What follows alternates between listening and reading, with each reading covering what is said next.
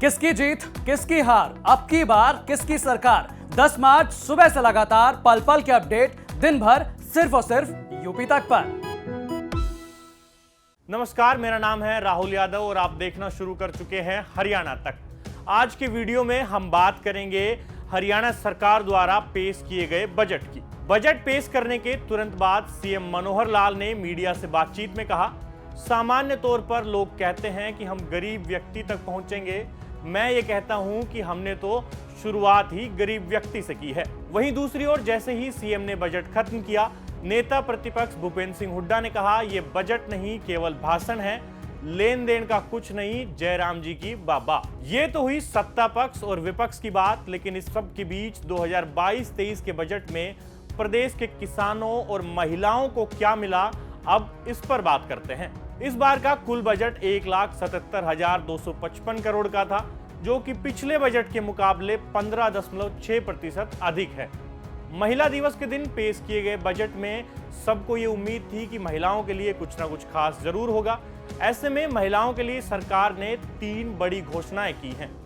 सुषमा स्वराज पुरस्कार, जिसके तहत अपने अपने क्षेत्र में नाम कमाने वाली महिलाओं को अवार्ड के साथ 5 लाख रुपए की राशि भी दी जाएगी। पंचायती राज व्यवस्थाओं में 50% हिस्सेदारी अब महिलाओं की होगी।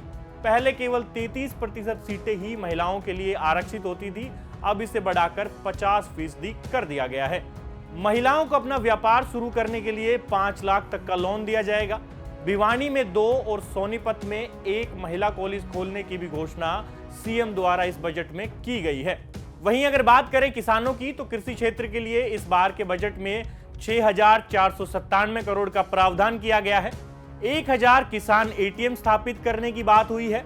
भिवानी में मोटे अनाज यानी बाजरा आदि पर रिसर्च के लिए क्षेत्रीय अनुसंधान केंद्र की स्थापना करने की घोषणा भी इस बार के बजट में की गई है। पानी बचाने के लिए कपास उगाने वाले जिलों सिरसा और फतेहाबाद में माइक्रो इरिगेशन को बढ़ावा देने की घोषणा हुई है। गर्मी के सीजन में मक्का की फसल को एमएसपी पर खरीद की घोषणा भी इस बार के बजट में की गई है। और खेती किसानी से जुड़ी यह सबसे बड़ी घोषणा है, क्योंकि अभी तक मक्का के फसल पर एमएसपी किसानों को नहीं दी जाती थी। किसानों को खेती से जुड़ी मशीनें किराए पर उपलब्ध करवाने के लिए 5 मशीन बैंक केंद्रों की स्थापना की जाएगी। अंत्योदय परिवार जिनके पास पशु रखने के लिए जमीन नहीं है, ऐसे किसानों के लिए पंचायती जमीनों पर कॉमन टीन शेड लगाए जाएंगे। मछली पालन करने वाले किसानों को भी अब किसान क्रेडिट कार्ड की सुविधा सरकार द्वारा मुहैया करवाई जाएगी। प्रदेश भर में सरकारी खरीद एजेंसी हैफेड के साथ मिलकर गुड़ की इकाइयां खोली जाएंगी। इसके अलावा और भी कई घोषणाएं इस बार के बजट में की गई हैं। सरकार ने 50 लाख युवाओं को नौकरी देने का लक्ष्य रखा है। सभी जिला अस्पतालों में आईसीयू और प्राइवेट रूम बनाए जाएंगे। हिसार और पंचकुला को स्मार्ट सिटी बनाए जाने का लक्ष्य रखा गया है। बुढ़ापा पेंशन बढ़ाकर 2500 रुपए प्रति माह कर दी गई है। बजट के अंत में सीएम मनोहर लाल ने कहा कि बजट में कोई नया कर या नया टैक्स हमने नहीं लगाया है। इस बजट में हमने जनता पर कोई बोझ नहीं डाला। फिलहाल 9 मार्च से लेकर 13 मार्च तक सभी विधायक बजट को पढ़ेंगे। उसके बाद 14 मार्च से 16 मार्च तक बजट पर चर्चा होगी। इस बार के बजट पर आपका क्या कहना है, हमें कमेंट बॉक्स में लिखकर जरूर बताएं। साथ ही हरियाणा की तमाम खबरों के लिए देखते रहिए हरियाणा तक। शुक्रिया।